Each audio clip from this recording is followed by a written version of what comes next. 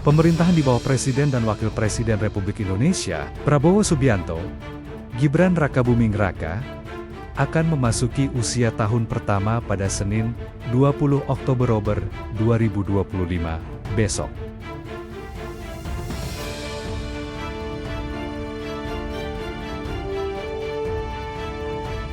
Sejumlah kebijakan dan program telah digenjot Prabowo dan Gibran bersama jajaran Kabinet Merah Putih. Lantas, seperti apa tanggapan masyarakat?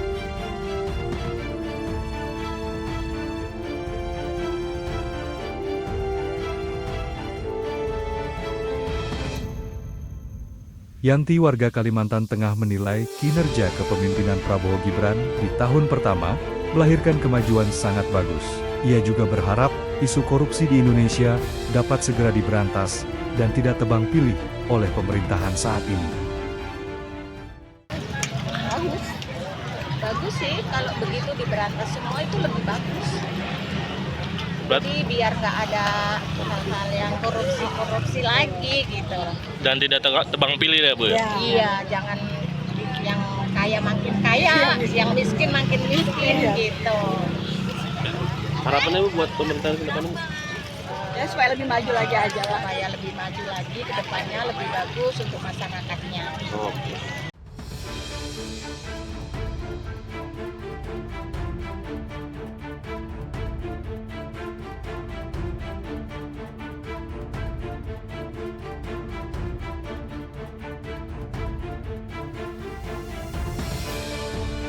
Di sisi lain, Syarif, warga Pasar Minggu, Jakarta Selatan, berharap pemerintahan Prabowo Gibran mampu menunaikan janji soal pertumbuhan ekonomi 8% dapat terrealisasi. Ia menilai optimisme muncul ketika Menteri Keuangan Purbaya Yudi Sadewa ditunjuk langsung oleh Prabowo untuk memperbaiki situasi perekonomian di tanah air. Mungkin kalau itu yang jelek yang enggak, kalau yang bagus ya bagus aja gitu, jangan diambil negatifnya gitu, kalau bisa ambil positifnya aja. Terkait program-program seperti MBG sudah. MBG mungkin kalau seperti itu salahnya dari yang di itu apa, yang dikasih tahu itunya ya, mungkin itunya kurang bagus atau gimana gitu sih. Kalau itu mungkin bahannya udah bagus atau gimana gitu. Kalau programnya sangat dirasakan ya untuk masyarakat lah ya. Mungkin kalau peraturan tertentu itu mungkin dari sekolahnya itu atau gimana gitu sih, aku saya pribadi. Pengawasannya yang kurang ya. Betul ya, kan kadang ada yang tutup aja gitu, jadi nggak di apa, fungsinya kurang. Mas, ini kan pemerintahan Prabowo juga concern terhadap korupsi nih. Nah, ini harapannya seperti apa nih dari masyarakat? Harapan saya sih kalau bisa korupsi pun lebih bisa tuntas lagi gitu. Kalau bisa misalkan atau gimana gitu lebih tegaskan lagi menurut saya. Berarti jangan ada tebang pilih lah ya Pak? Iya betul, itu jangan sampai sih. Kalau itu nanti jadi apa, pada masyarakat itu jelek banget itu jadi nanti kita. Di situ. Itu lagi Bang Ajis. Oke. Harapannya Bang? Harapannya sih lebih baik aja sih menurut saya mah. Jangan sampai turun lagi kejadian sebelumnya yang negatif itu. Sebelumnya, Menteri Koordinator Menko Bidang Perekonomian Airlangga Hartarto memaparkan capaian kinerja ekonomi nasional selama 1 tahun pemerintahan Presiden Prabowo Subianto. Salah satunya, perekonomian Indonesia tetap tumbuh kuat, meski dunia dihadapkan pada ketidakpastian global. Airlangga mengatakan, pertumbuhan ekonomi Indonesia berhasil terjaga di level tinggi, bahkan menjadi salah satu yang tertinggi di antara negara-negara anggota G20.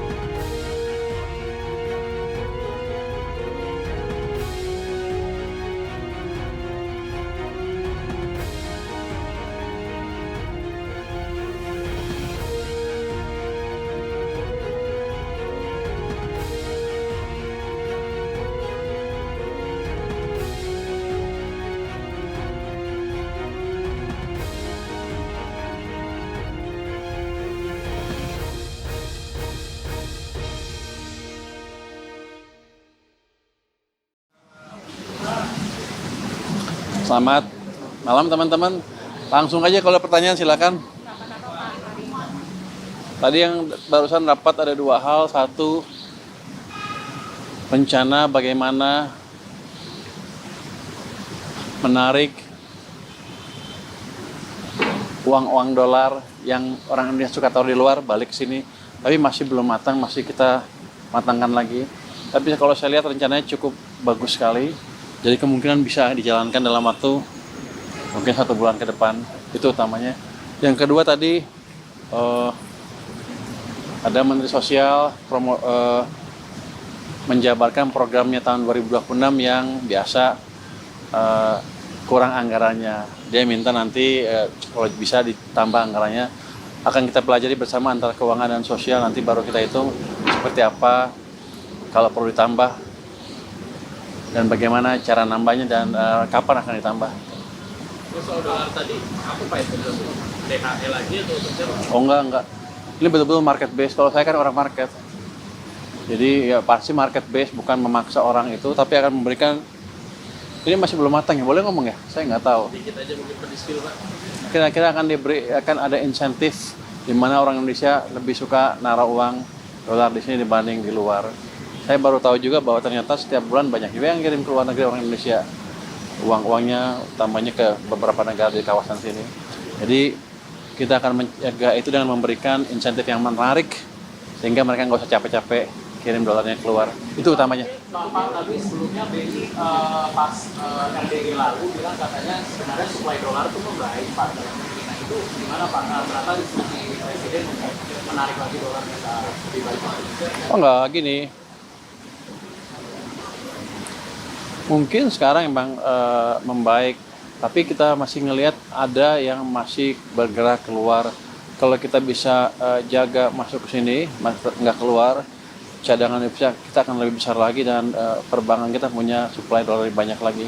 Dan nanti proyek-proyek yang hilirisasi kan biasanya perlunya dolar financing kan, dananya ada di sini dengan bunga yang cukup baik dan yang untung adalah perbankan dalam negeri sendiri. Jadi uangnya nggak kemana-mana. Itu kira-kira rencananya. Saya nggak tahu bisa ngomong apa ya, kira-kira begitulah. Pak, masih soal RDG Pak, ini kan BI rate sama Fed Fund rate kan turun, kotak gitu supaya makin akomodatif. Nah itu tuh dari Bapak sendiri melihatnya dampaknya ke yield kita bakal masih menarik ya sih Pak, kan di tahun depan saja porsi penerbitan SBM kan cukup besar Pak yang dominasi untuk pembiayaan. Menarik apa enggak tergantung gimana prospek pertumbuhan di sini. Jadi biasanya mereka masuk ke sini bukan hanya yield aja, tapi juga mencari stabilitas. Walaupun yieldnya misalnya selisihnya lebih dikit dibanding di luar, tapi kalau betul-betul stabil dan ada potensi penguatan nilai tukar, kalau ekonominya bagus kan, ekonomi bagus, orang masuk ke sini nilai tukarnya akan membaik. Jadi ketika kita ciptakan prospek ekonomi yang bagus, asing akan cenderung masuk ke sini. Kalau yield dalam rupiah term, dalam nominal term angkanya itu turun dibanding sebelumnya, tapi ada potensial gain yang lain dari tadi harga obligasinya sendiri meningkat ditambah apresiasi nilai tukar. Itu amat menarik. Jadi kalau stabil aja mereka suka, apalagi kalau ada ekspektasi rupiah menguat. Jadi Anda nggak usah takut. Selama kita bisa menciptakan prospek pertumbuhan ekonomi yang bagus, mereka akan masuk ke sini.